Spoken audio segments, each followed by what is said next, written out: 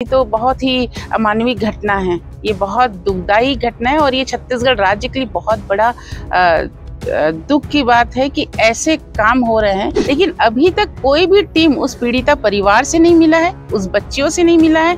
तो हम एसपी साहब के संज्ञान में लाएं कि आप तुरंत कार्रवाई कीजिए। इस चीज़ को ध्यान में रखते हुए कि बच्चे और मामला संवेदनशील है, कलेक्टर सर ने एक जांच कमेटी बनाई है। सेम इसी मामले को उन लोगों ने मेरे पास दोबारा संज्ञान में लाया और जल्दी कार्रवाई करने की अपील की।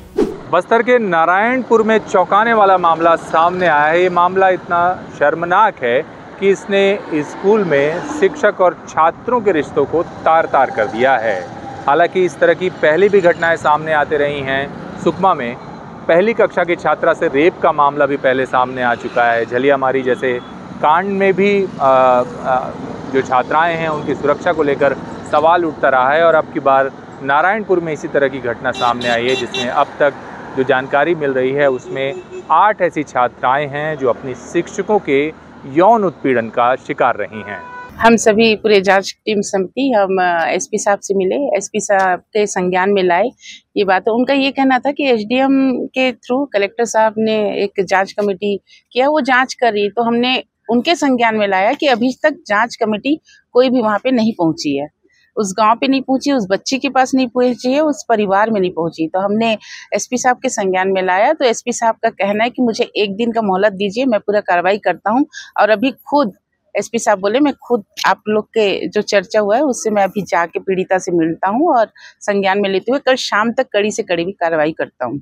आप लोग गए थे गाँव, तो किस प्रकार की बातें सामने आई हैं और आप उसको कहाँ रिपोर्ट कहाँ सौंपेंगे?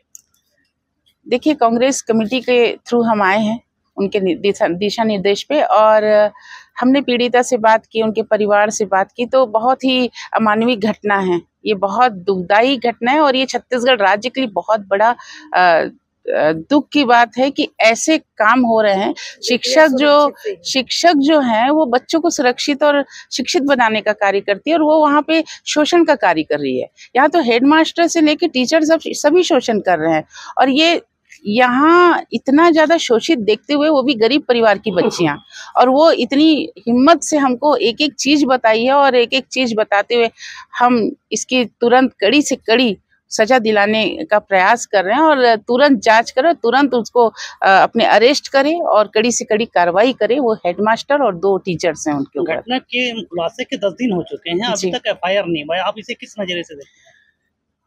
अभी तक जो महिला बाल विकास की टीम थी उन्होंने अपने संज्ञान पे लिया था और उन्होंने सौंपा था कलेक्टर साहब को एसपी साहब से, और उसी का चर्चा करने हम आए कि अभी तक क्यों जांच नहीं हुई। तो एसपी साहब का कहना था जांच हो रहा है, लेकिन अभी तक कोई भी टीम उस पीड़िता परिवार से नहीं मिला है, उस बच्चियों से नहीं मिला है। तो हम एसपी साहब के संज्ञान में लाए कि आप तुरंत कार्रवाई कीजिए, और कार्रवाई नहीं करेंगे तो उसमें हम फिर से इसके लिए लड़ाई लड़ेंगे और पूरी जनता हमारे साथ है। नारायणपुर में जो घटना सामने आई है न केवल वो शर्मनाक है बल्कि कई सवाल सिस्टम पर खड़े करती है। जांच के बाद भी अब तक इस पूरे मामले में एफआईआर दर्ज नहीं की गई है, जबकि न केवल समाज, पीड़ितों के परिजन बल्कि स्थानीय लोग भी ये जान रहे हैं कि इस मामले में क्या कुछ हुआ है। ऐसे में सरकार और प्रशासन किस तत्परता से कार्रवाई करती है और आखिर कार्रवाई में इतनी ढिलाई क्यों बरती जा रही है। थाना क्षेत्र में एक विद्यालय में कुछ शिक्षकों के ऊपर बालिकाओं, ऐसा एक मामला संज्ञान में आया है कि बालिकाओं ने शिक्षक के ऊपर दुर्व्यवहार करने के आरोप लगाए हैं। तो इस संबंध में एक शिकायत आई थी और महिला विकास के तरफ से एक शायद जांच की गई थी जिसकी रिपोर्ट आई थी, और इसके साथ ही पैरेलल फिर कुछ अभिभावकों और बच्चियों ने प्रशासन को कांटेक्ट किया था और बताया था कि नहीं ये गलत है, हमारे साथ नहीं हो। तो 2 पक्ष निकल के आ रहे थे। मामले की संवेदनशीलता और बच्चों की इस चीज़ को ध्यान में रखते हुए कि बच्चे और मामला संवेदनशील है, कलेक्टर सर ने एक जांच कमेटी बनाई है और उस जांच में एसडीएम लेवल के अधिकारी और एक महिला अधिकारी को भी रखा गया है। तो उस जांच के आधार पर आगे कानूनी कार्रवाई की जाएगी। सर, कौन-कौन से 2 पक्ष सामने आ रहे थे? शिक्षक हैं और बच्चे हैं। बच्चों की पहचान को गुप्त रखा जाएगा, बाकी शिक्षक और बच्चे हैं। मामला कई दिनों पहले आ गया था सर, लेकिन देर से जांच होना ये किस तरह होता है? मामला कई दिनों पहले नहीं आया, 2 दिन पहले की बात है। 2 दिनों पहले की बात है। पुलिस के संज्ञान में थाने में सूचना दिया था, जो बाल कल्याण समिति होता है उन्होंने दिया था और बालिकाओं के संरक्षण में वही काम करती है।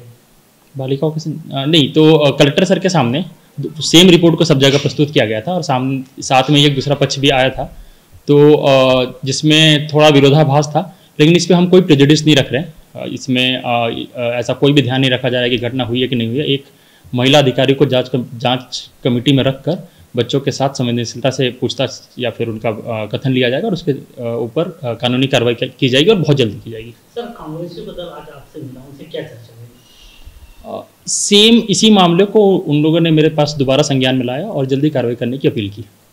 बड़ा सवाल ये है कि नाबालिग छात्राओं की सुरक्षा को लेकर आखिर सरकार क्या कर रही है। जिन आश्रम स्कूलों में शिक्षकों और जिम्मेदारों की ये जिम्मेदारी होती है कि वो उन्हें सुरक्षा उपलब्ध कराएं, तमाम नियम कायदों के बावजूद भी इस तरह की घटनाएं ये बताती हैं कि उन नियमों के पालन में न केवल सावधानी नहीं बरती जा रही बल्कि बेहतर तरीके से मॉनिटरिंग भी नहीं की जा रही, और इसकी वजह से सैकड़ों आदिवासी इलाकों की छात्राएं कई बार इस तरह की घटनाओं का शिकार होती हैं। चुनिंदा मामले ही उजागर होते हैं, जबकि कई ऐसे मामले होते हैं जो बाहर नहीं आते।